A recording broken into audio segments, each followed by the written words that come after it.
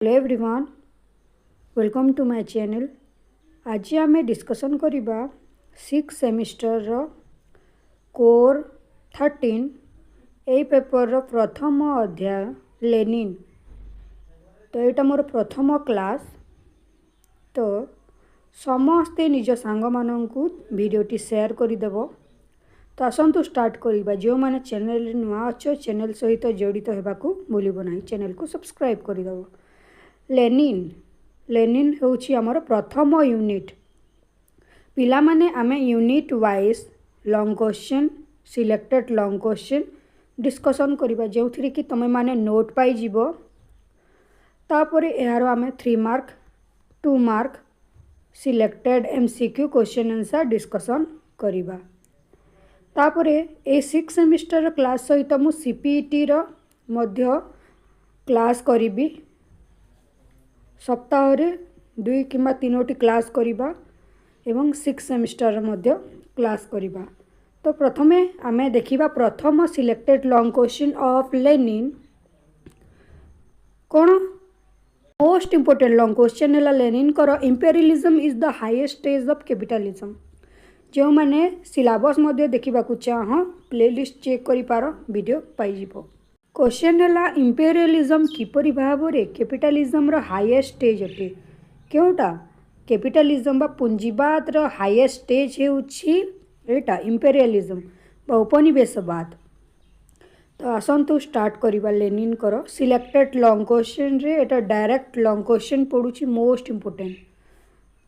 In the late 19th century and the early of 20th century there are so many events occur in western European country। late 19th century एवं early 20th century रे European country मानकरे western European country मानकरे बहुत सारा events बा घटना मान हेउथिला, which was the opposite of Marx prediction. Karl Marx विषय रे आमे डिस्कशन करि सारिछे कोर 11 रे। मार्क्स करो तांकर थ्योरी गुड़ाक जो थिरे तमे माने सबू जानिथिबो, जो थि कि लेनिन मार्क्स पर लेनिन माओ ए सबू परस्पर सहित समान, टिके टिके तांकर थ्योरी अलग रही। तो मार्क्स जो सब प्रेडिक्शन करथिले कोन करथिले डिक्टेटरशिप ऑफ प्रोलेटारिएट, तापरे कोन कम्युनिस्ट कंट्री कि सोशलिस्ट कंट्री स्थापित हेबो, क्लासलेस स्टेटलेस सोसाइटी। तांकर जो प्रेडिक्शन करथिले सेटा कोन अपोजिट हेउतिला वेस्टर्न यूरोपियन कंट्री मानकरे। काहेकि देखिबा, it can not be denied that Lenin was a strong follower of Karl Marx. Lenin थिले कार्ल मार्क्स कर जने strong follower. It was in the theory of imperialism. आमे जो थ्योरी डिस्कशन करिबा Lenin किंबा कार्ल मार्क्स करो तांकर जो थ्योरी रही थ्योरी ऑफ इंपेरियलिज्म, एटा जो आमे डिस्कशन करूछि जहा कि that Lenin fulfil the task of bringing Marxism up to date. Lenin कर जो आमे थ्योरी ऑफ इंपेरियलिज्म डिस्कशन करिबा सेटा हेउछि कोन आम कार्ल मार्क्स कर जो टास्क किंबा तांकर जो थ्योरी गुडाक रही ता ए theory of imperialism of Lenin तांकर ए थ्योरी रे कोन देखा देउथिला। Lenin view of imperialism are contain in his well known work. Lenin कर मोस्ट इंपोर्टेंट बुक जैठारे कि से इंपेरियलिज्म विषय रे से डिस्कशन करिसंती। तांकर मोस्ट इंपोर्टेंट बुक है imperialism the highest stage of capitalism 1916। मने रखो, एटा शॉर्ट क्वेश्चन पे important. In this work, he outlined the process through which the old capitalism, characterized by free market competition, has been replaced by imperialism। ये जो तांकर book रही imperialism the highest stage of capitalism 1916, a book रे से कौन कही जो old capitalism थिला, ओल्ड कैपिटलिज्म पुराना पूंजीवाद थिला, प्रथमे पूंजीवाद पर इंपेरियलिज्म आसी जाइछि बोली कहिसंती। तो जो ओल्ड कैपिटलिज्म थिले से there cone free market competition, मुक्त बाजार प्रतियोगिता देखा जाउथिला ओल्ड कैपिटलिज्म रे। किंतु वर्तमान लेनिन को समय रे कोन ए जो फ्री मार्केट कंपटीशन थिला ओल्ड कैपिटलिज्म कहा द्वारा रिप्लेस्ड बाय इंपेरियलिज्म बा उपनिवेशवाद द्वारा तमे माने परे बुझिबो कोन मु कहबाकू जाउछि तमे माने जानिथिबो जे फ्यूडालिज्म हैला तापरे कोन हैला इंडस्ट्रियलाइजेशन हैला इंडस्ट्रियलाइजेशन परे कोन हेतिला इंडस्ट्री रो ओनर माने कैपिटलिज्म रो तापरे इमर्जेंस हेतिला किंतु परे परे कोन हेतिला कैपिटलिज्म द्वारा जो ओनर माने थिले से माने विभिन्न कंट्री मानंकरे कंचामाल पई तांकर उपनिवेश स्थापन करने को आरंभ करदे जहाद्वारा कि जो ओल्ड कैपिटलिज्म थिला ताहा इंपेरियलिज्म बा उपनिवेशवाद रे रिप्लेस होइछि the highest stage of capitalism. तो एठारे कहा जाइछि जे इंपेरियलिज्म होउछि कैपिटलिज्म रो highest stage. Imperialism is characterized by domination of monopolies and finance capital on an international scale with the export of capital loading to the big imperialist power carving of the world। उपनिवेशवाद होउछि कोन ए monopolies जो capitalist country माने थिले तांकर monopoly से माने dominate करबा को आरंभ कर दिले गरीब देश केउ माने से गरीब देश रे आसीबे एशिया अफ्रीका साउथ आफ्रिका तापर कौन रही लाटिन अमेरिका एपरी देश मानकरे निजर डोमिनेशन बा निजर मोनोपोली स्थापन करने को आरंभ करदे एवं सेठारु से माने कौन कंचामाल आनिकी निज देश रे तैयारी करिकी पुणी से तांकर बाजार रे ही कौन करुथिले बिक्री करुथिले एवं टंका रोजगार करुथिले कहा द्वारा एटा संभव होउछि उपनिवेशवाद द्वारा। Lenin was a strong follower of Karl Marx. आमे जानि छे Karl Marx in his theories predict that प्रथमे आमे जानिबा कार्ल मार्क्स तांको थ्योरी रे कोन कहछंती जे communist revolution would first begin in advanced capitalist country. Karl Marx कहिथिले कोन प्रेडिक्ट करिथिले जे कम्युनिस्ट रिवोल्यूशन कोन प्रोलेटारिएट मानकर रिवोल्यूशन वुड फर्स्ट बिगिन केउठारे आरंभ हेबा advanced capitalist country. Advance capitalist country मानक आउ कैपिटलिस्ट आउ टिके उच्च रे थिबे आउ एडवांस रे थिबा कंट्री मानकरे केउठारे एडवांस्ड कैपिटलिस्ट कंट्री जेउठारे कि अधिक रु अधिक एमिति कले ब्रिटेन फरासी माने जानिथिबो डच माने एटा होचंती एडवांस्ड कैपिटलिस्ट कंट्री मानकरे कम्युनिस्ट रिवोल्यूशन स्टार्ट हेबो बोली कार्ल मार्क्स प्रेडिक्ट करिथिले and revolution was only solution. एवं कार्ल मार्क्स कहिथिले जे रिवोल्यूशन ही एई जो कोन एई जो स्ट्रगल जो क्लास स्ट्रगल विषय तुम समस्त पढ़िथिबो क्लास स्ट्रगल केतेबेले एंड हेबो जेतेबेले एंड हेबो केतेबेले ना सेतेबेले प्रोलेटारिएट माने रिवोल्यूशन करिवे तापरे कैपिटलिस्ट सिस्टम रो एंड हेबो।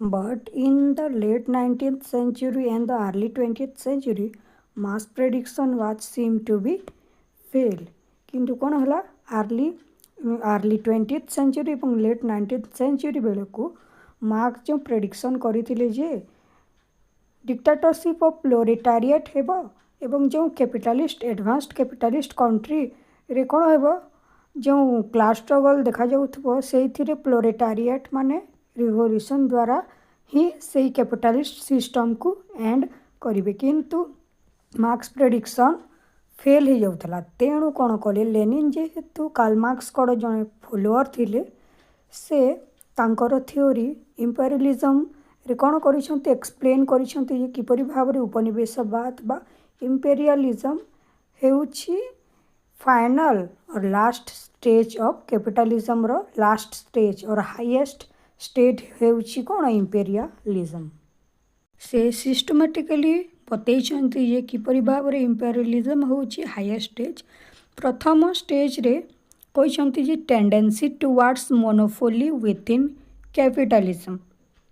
जो एडवांस्ड कैपिटलिस्ट कंट्री रे जो कैपिटलिस्ट लोक माने थिले बा ओनर माने इंडस्ट्री मानकर ओनर माने थिले बा कैपिटलिस्ट लोक माने थिले से माने कोन चाहूतिले बा जो देश माने थिले एडवांस्ड कैपिटलिस्ट कंट्री माने थिले से माने निजर देश रे निजर मोनोपोली सबु वर्ल्ड रे निजर मोनोपोली चाहूतिले निजर प्रभुत्व चाहूले से ही एकाकी दुनिया रे राज करिवो किंबा राजा हेबो। तो तापरे कौन है सबु देश माने एपरी करने को आरंभ करदेले। सबु देश चाहिए जे से माने निजर प्रभुत्व विस्तार करेंगे समग्र पृथ्वी रे। Lenin noticed that there is a tendency towards monopoly within capitalism. First, Lenin said free competition produce winner. प्रथमे से कहली जे फ्री कंपटीशन जेहेतु थिला यह द्वारा कौन ए फ्री कंपटीशन द्वारा गोटे लुजर हेबो एवं जड़े विनर हेबो एवं so in last the wealth is handed over a selected few. तापरे जो माने विनर थिबे सेमानक मध्यरु केतेक मध्यरे कौन हेबो ना सबु संपत्ति से मानक मध्यरे रहीजिवो। जेमिति कि कार्ल मार्क्स कहथिले जे no capitalist always one capitalist always kill many. तापरे कैपिटलिस्ट कंट्री माने निजर प्रभुत्व विस्तार करिवे समग्र विश्व रे। Next point creation of finance capital.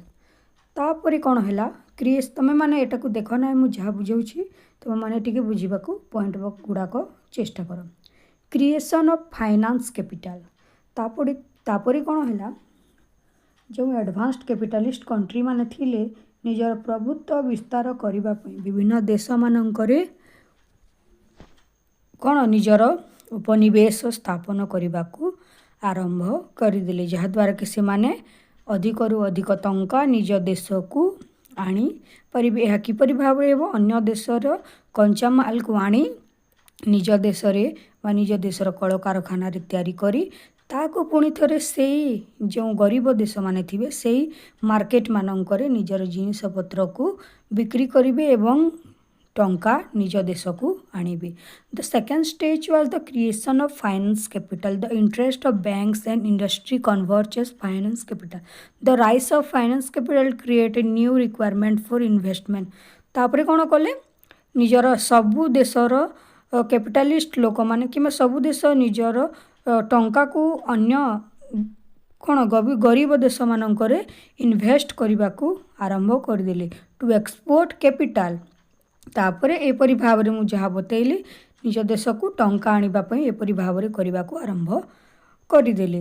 Next point रहा the bloody colonisation through force and coercion. Bloody colonisation अर्थ कंपटीशन स्टार्ट हो गला जे एबे केउ देश केउठारे निजर कॉलोनी स्थापन करिवे जेमिति ब्रिटिश माने आम देश रे कॉलोनी स्थापन कले। तापर ब्रिटिश माने अमेरिका को अधिकार कले। फरासी माने केउ देश को आम देश को आसीथिले किंतु करि पारिले नै। डच माने केउ देश को अधिकार कले। एपरि भाव रे ब्लडी कहले कोन रक्ताक्त भाव रे परस्पर को आहत करी निजर प्रभुत्व विस्तार निजर कॉलोनी स्थापन करने से माने कंपटीशन आरंभ कर कहा द्वारा थ्रू फोर्स एंड कोर्सन छलना करी मध्य कूटनीति द्वारा निजर फोर्स द्वारा। Thirdly, he has given the example that from 1817 to First World War IV import the bloody colonization was Africa, a continent vast unexploited resources of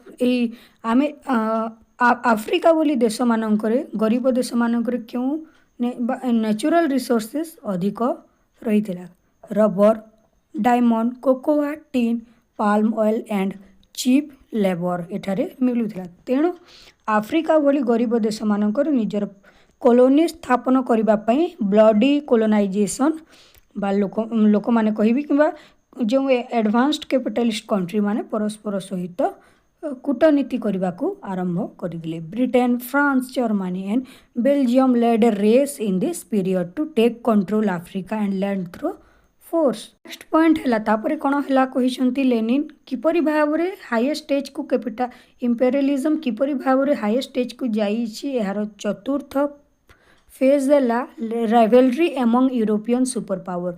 यूरोपीय देश मानकर यूरोपीय देश माने परस्पर सहित कौन युद्ध करने कि शत्रुता आरंभ करदेले किए पृथ्वी रे सुपर पावर जमीक कि अमेरिका है सेते बेले अमेरिका स्वाधीन हो नाला किंतु जेपरी भाव में आम जब वर्तमान को तुलना करवा यूएसए यूएसएसआर बा ରୁଷିଆ ଏପରି ଦେଶ ମାନେ ବର୍ତ୍ତମାନ ଯେପରି ଭାବରେ ସୁपर ପାୱାର ହେବା ପାଇଁ ଲଢ଼ୁଛନ୍ତି ଠିକ୍ ସେହିପରି ଭାବରେ ସେତେବେଳେ ୟୁରୋପିଆନ୍ କଣ୍ଟ୍ରି ମାନେ ସୁपर ପାୱାର ହେବା ପାଇଁ ଇମର୍ଜେନ୍ସ ବା ପୃଥିବୀରେ ଇମର୍ଜ ହେବା ପାଇଁ ସେମାନେ ଚାହୁଁଥିଲେ। ୟୁରୋପିଆନ୍ କଣ୍ଟ୍ରି ମାନେ କିଏ କିଏ? ଫରାସୀ ମାନେ, ଜର୍ମାନୀ, ତାପରେ ରହିଛି ବ୍ରିଟେନର ଲୋକମାନେ, ଏଟା ହେଲା। ତାପରେ ନେକ୍ସଟ ପଏଣ୍ଟରେ ହେଲା division of the world among imperialist the highest stage of capitalism. ତ ଏଇଟା ହିଁ ହେଉଛି highest stage, division of the world among imperialist the highest stage of capitalism. ତ ଏଇ ଯେଉଁ ଇମ୍ପେରିଆଲିଷ୍ଟ କହିଲେ କ'ଣ, ଯେଉଁ ଦେଶମାନେ ନିଜର ପ୍ରଭୁତ୍ୱ ଅନ୍ୟ ଦେଶରେ ସ୍ଥାପନ କରିବେ ବା ଉପନିବେଶ ସ୍ଥାପନ କରିବେ, ଯେପରିକି ଏଠାରେ ଇମ୍ପେରିଆଲିଷ୍ଟ କଣ୍ଟ୍ରି ହେଲା ବ୍ରିଟେନ ଏବଂ ଆମ ଦେଶ ଇଣ୍ଡିଆ ହେଲା ଇମ୍ପେରିଆଲ କଣ୍ଟ୍ରି। ଇମ୍ପେରିଆଲାଇଜଡ କହିପାରିବ କିନ୍ତୁ imperial country. Division of the world among imperialist the highest stage of capitalism. ଏଠାରେ କୁହାଯାଇଛି ଯେ ଏଇ ଯେଉଁ division of the world among imperialist ଅର୍ଥ ହେଉଛି ଯେତେବେଳେ ସମସ୍ତେ ସୁପର ପାୱାର ବା ପୃଥିବୀରେ ନିଜର ପ୍ରଭୁତ୍ୱ ସ୍ଥାପନ କରିବାକୁ ଚାହୁଁଥିଲେ ସେତେବେଳେ ସେ ଇମ୍ପେରିଆଲିଷ୍ଟ କଣ୍ଟ୍ରି ମାନଙ୍କ ମଧ୍ୟରେ ଡିଭିଜନ୍ ହେଇଯାଇଥିଲା। ୱାର୍ଲଡର ଦୁଇ ଭାଗରେ ବିଭକ୍ତ ହେଇଥିଲା, ଯାହାକି ତମେମାନେ ଜାଣିଥିବ ମିତ୍ର ଶକ୍ତି ଆଉ ଗୋଟେ କ'ଣ ଥିଲା କେନ୍ଦ୍ର ଶକ୍ତି ପରି ଭାବରେ ଯେଉଁ ଡିଭିଜନ୍ ହେଇଥିଲା ତାକୁ ଏଠାରେ କୁହାଯାଇଛି। ଏଇଟା ହିଁ ହେଉଛି ଦ ହାଇଏଷ୍ଟ ଷ୍ଟେଜ ଅଫ୍ କ୍ୟାପିଟାଲିଜମ। ଏଇଟା ହିଁ ହେଉଛି କ୍ୟାପିଟାଲିଜମର ହାଇଏଷ୍ଟ ଷ୍ଟେଜ। କେଉଁଟା? ଇମ୍ପେରିଆଲିଜମ, ଯେତେବେଳେ ୱାର୍ଲଡର ଡିଭିଜନ୍ ହେଇଥିଲା। Imperialist expansion create war among imperialist state. ତାପରେ ତୁମେମାନେ ସମସ୍ତେ ଜାଣିଥିବ ଯେତେବେଳେ ୱାର୍ଲଡର ଡିଭିଜନ୍ ହେଇଯାଇଥିଲା ମିତ୍ର ଶକ୍ତି କେନ୍ଦ୍ର ଶକ୍ତି ପରି ଭାବରେ ଯେଉଁ ସବୁ ଶକ୍ତିମାନେ ତୁମେମାନେ 9th 10thରେ ପଢ଼ିଥିବ, ଯେତେବେଳେ ବିଭକ୍ତ ହେଲା ତାପରେ କ'ଣ ହେଲା, ଏଇ ଯେଉଁ ଇମ୍ପେରିଆଲିଷ୍ଟ ଷ୍ଟେଟ୍ ମାନଙ୍କ ମଧ୍ୟରେ ତାପରେ ୱାର୍ଲଡ ୱାର୍ ଷ୍ଟାର୍ଟ ହେଇଯାଇଥିଲା। ଜାଣିଥିବ ସମସ୍ତେ ଜର୍ମାନୀ ହେଲା, ବ୍ରିଟେନ ହେଲା, ସେତେବେଳେ ଫ୍ରାନ୍ସ ହେଲା, ଏଇ ଦେଶମାନେ କ'ଣ ତାପରେ ୱାର୍ଲଡ ୱାର୍ ମାନ ଷ୍ଟାର୍ଟ ହେଇଯାଇଥିଲା। ଇମ୍ପେରିଆଲିଷ୍ଟ ଏକ୍ସପେନ୍ସନ୍ ବା ଯେଉଁ ନିଜର ପ୍ରଭୁତ୍ୱ ନିଜର ଯେଉଁ ଏକ୍ସପେନ୍ସନ୍ ନିଜର କ'ଣ ସାମ୍ରାଜ୍ୟ ବିସ୍ତାର ପାଇଁ ଯେଉଁ ଲଢ଼େଇ ମାନ ଆରମ୍ଭ ହେଲା ସେଇଟା ହିଁ କ୍ରିଏଟ୍ କଲା ୱାର୍ ସବୁ ଯେଉଁ ଇମ୍ପେରିଆଲିଷ୍ଟ ଷ୍ଟେଟ୍ ମାନଙ୍କ ମଧ୍ୟରେ। Next stage Lenin said imperialist expansion was create war among imperialist state. It's the best example 1914ର ବ୍ଲଡି କନଫ୍ଲିକ୍ଟ। କେଉଁଟା? ୱାର୍ଲଡ ୱାର୍ ୱାନ୍ କେବେ ହେଇଥିଲା? 1914ରେ। ୱାର୍ଲଡ ୱାର୍ 2 ହେଇଥିଲା ଏପରି ଭାବରେ ତାପରେ ହେଇଥିଲା। ତାପରେ ନେକ୍ସଟ ପଏଣ୍ଟରେ କହିଛନ୍ତି ଲେନିନ୍ ଯେ anti imperial movement will establish socialism. तापर ये सोशलिज्म विषय कहते लेनिन जे तापर जो क्यों देश माने एशिया है, आफ्रिका है, लाटिन अमेरिका जो गरीब देश मान जो तांकर कॉलोनी थिला तापर से माने संघर्ष करने को आरंभ कर देते जमीक आम स्वाधीनता संग्राम माने एवं परस्पर सहित कोऑपरेशन करी तापर स्वाधीनतार जो संग्राम होता एंटी इंपेरियल मुवमेंट माने होता एटा इस्टाब्लिश कला सोशलिज्म। लास्ट पॉइंट है imperialism is bound to decline. तापर इंपेरियलिज्म रो डिक्लाइन होता 1940s बेलू वर्ल्ड वार 2 पर तापर कोल्ड वार बेलू देश माने स्वाधीन होगाकू बसी एटा समस्ते जानिथिबो। Imperialism is bound to decline according to Lenin. Imperialism which also lead to a conflict between an imperialist nation and its independent colonies. तापर इंपेरियलिस्ट नेशन कहले एटारे आमे जदि एग्जांपल रे देखिबा ब्रिटेन बा इंग्लैंड, तापर डिपेंडेंट कॉलोनीज एठारे हेबे आम इंडिया जे कि लड़ुतला स्वाधीनता संग्राम।